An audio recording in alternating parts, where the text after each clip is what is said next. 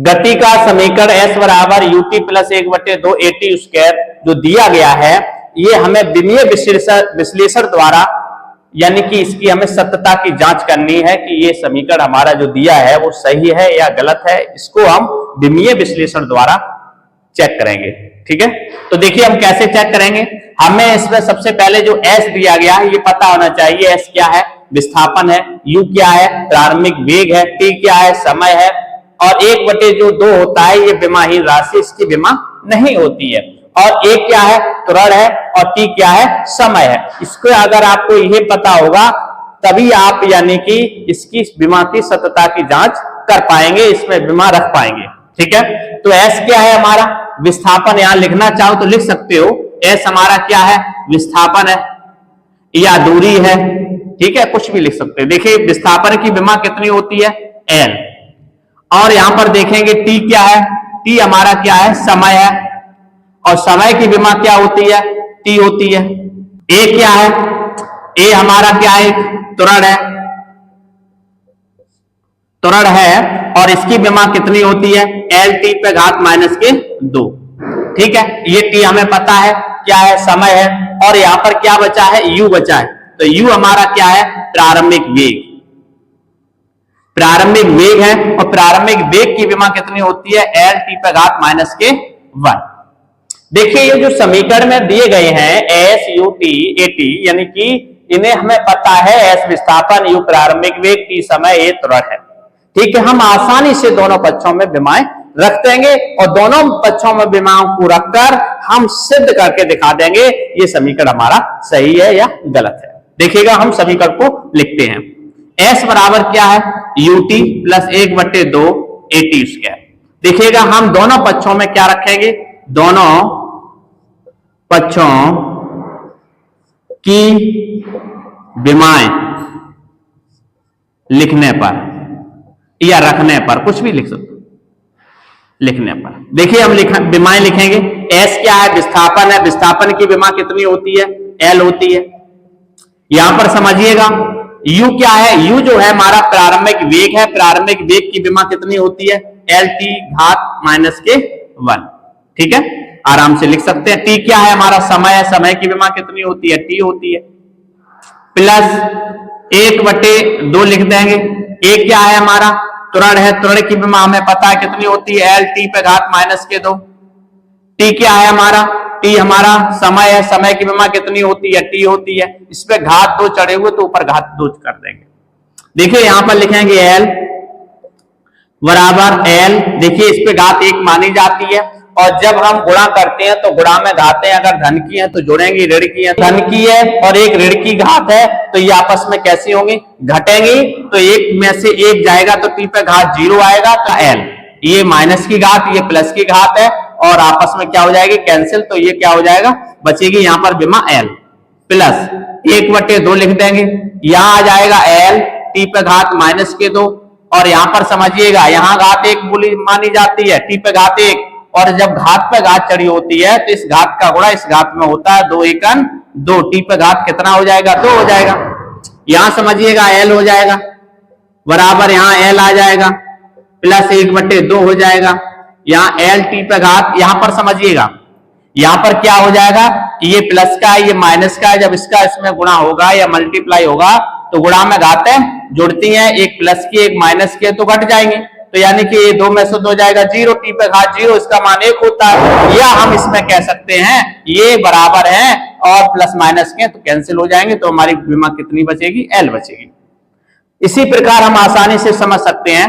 क्या समझेंगे? यहां हमारा l है और इसमें से हम क्या कॉमन ले लेंगे? दोनों में क्या मिल रहा है? l मिल रहा है तो हम l को कॉमन ले लेंगे। तो हमारा एक पुस्तक में क्या बचेगा? इसमें से यहां से एक l बाहर आ जाएगा, कॉमन आ जाएगा तो यहां क्या बचेगा? एक गुणा में क्या बोला जाता है? 1 है, गुणा में तो 1 बचेगा, प्लस लग जाएगा। ये l बाहर आ गया तो यहां क्या बचा? 1/2 बचा, 1/2 लिख देंगे। यहां पर समझिए l बराबर l, इसके नीचे 1 मानेंगे लघुत्तम यानी लघुत्तम लेके यानी कि इसको हल करेंगे। 2 एकन 2, 2 और 1 कितना हो जाएगा? 3/2। ठीक है, ये 3/2 हम आगे लिख लेंगे तो यहां आ जाएगा 3/2 और क्या आ जाएगा? l। 3/2 जो है क्या है, एक प्राकृतिक संख्या है, इसकी विमा नहीं होती है, इसको विमा के साथ नहीं जोड़ते हैं, तो हमारी विमा जो मानी जाएगी वो कितनी मानी जाएगी, एल। इधर एल है, इधर भी एल है, तो यानी कि इसका मतलब ये है दोनों पक्षों की विमाएं क्या है, समान है। ठीक है, तो विमाएं जब दोनों पक्षों की समान है तो हमारा जो दिया हुआ समीकरण था वो हमारा कैसा है, सत्य है, सही है। तो हम लिखेंगे, क्या लिखेंगे, दोनों पक्षों की विमाएं समान है, अतः समीकरण सत्य है, या दिया गया समीकरण सत्य है। बराबर u प्लस at, ये समीकरण जो गति का समीकरण है, इस समीकरण को हमें विमीय विश्लेषण द्वारा ये पता करना है ये समीकरण सही है या गलत है। ठीक है, तो हम आसानी से समझ सकते हैं कि ये v जो होता है हमें पता है अंतिम वेग होता है। v क्या होता है, v बराबर अंतिम वेग, अंतिम वेग, वेग की हमें विमा पता है कितनी होती है, LT माइनस के 1। ठीक है, u क्या है हमारा, u जो है हमारा वो प्रारंभिक वेग है, इसका क्या है, प्रारंभिक वेग, इसकी विमा, वेग की विमा यानी कि अंतिम वेग, प्रारंभिक वेग, अंत में वेग है तो वेग की विमा वही लिखी जाएगी, क्या होती है, LT माइनस के 1। ठीक है, इसके बाद देखिए a क्या है, a क्या है, a त्वरण है, और त्वरण की विमा कितनी होती है आपको पता है, LT माइनस के 2 होती है। t क्या है, t हमारा क्या है, समय है, और समय की विमा कितनी होती है, t होती है।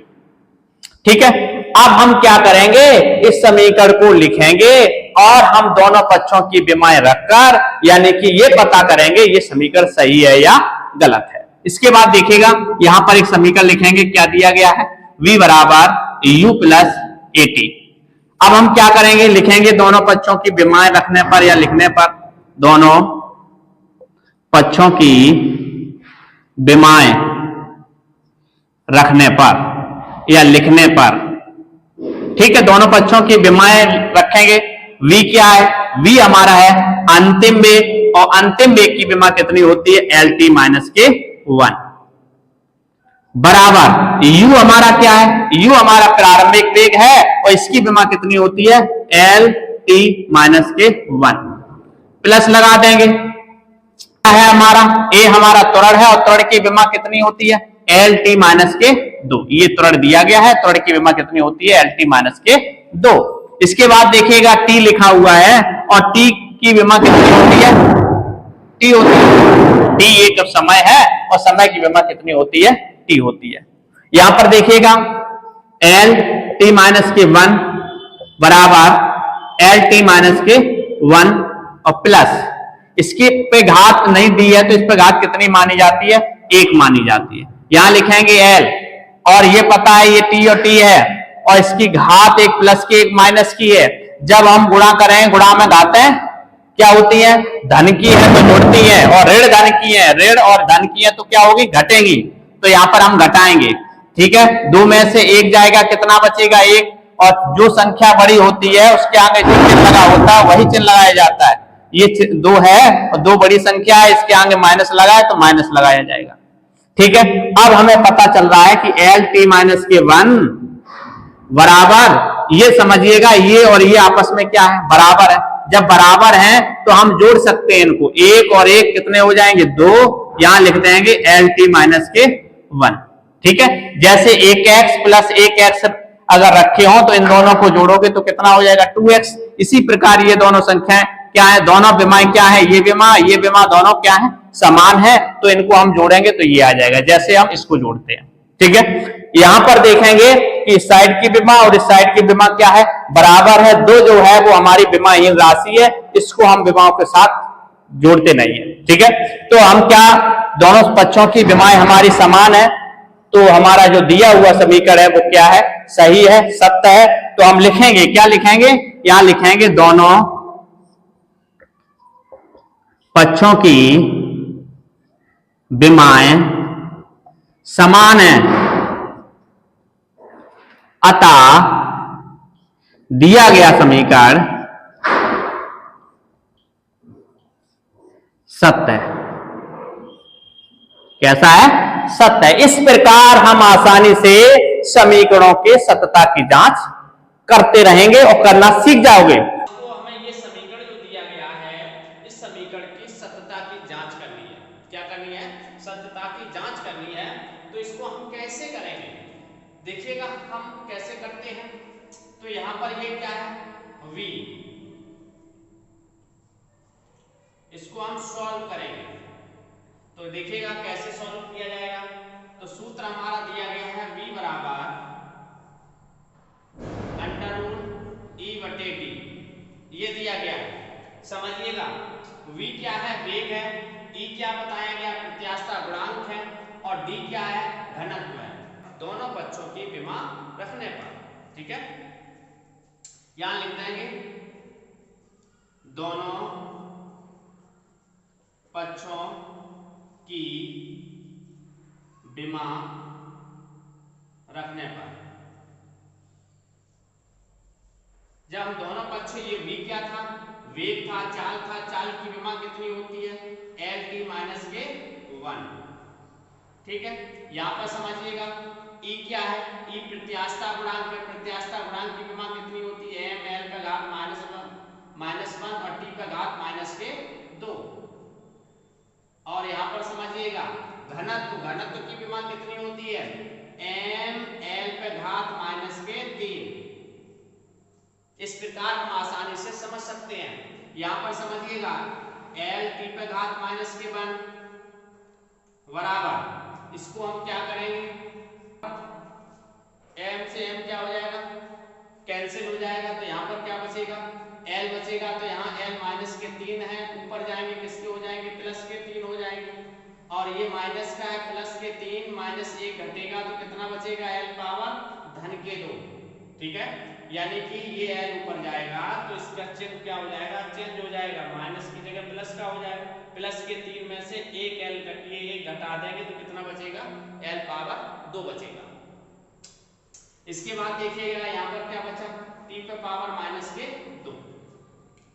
अब समझ सकते हो ये विमा बची हुई है। यहाँ पर इसको वर्गमूल अंडर रूट को हटा देंगे। जब हम अंडर रूट को हटाएंगे तो l पे घात 2 t पे घात -2, इसको हटाएंगे तो क्या आ जाएगा? 1/2, ठीक है। यानी कि अंडर रूट को हटाते तो क्या आता है? 1/2।